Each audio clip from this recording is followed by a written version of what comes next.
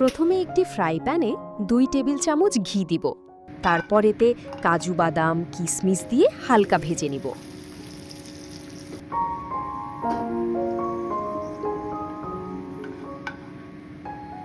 এরপর 1 প্যাকেট লাচ্ছা সেমাই ঢেলে দিব এবং চিনি গুঁড়া 2 চামচ দিয়ে ভেজে নিব।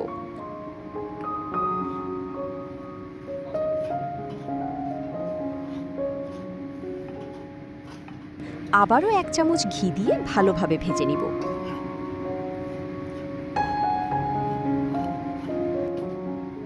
তারপর একটি পাতিলে 1 লিটার তরল দুধে 2 চামচ গুঁড়া দুধ, আধা কাপ চিনি, কাস্টার্ড পাউডার 2 টেবিল চামচ দিয়ে ঘন হওয়া পর্যন্ত নাড়তে থাকব।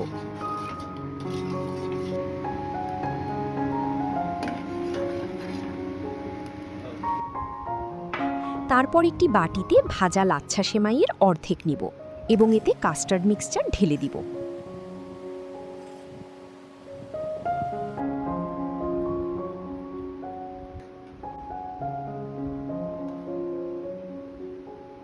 উপরের লেয়ারে বাকি লাচ্ছা সেমাই ঢেলে চামচ দিয়ে সমান করে নিব।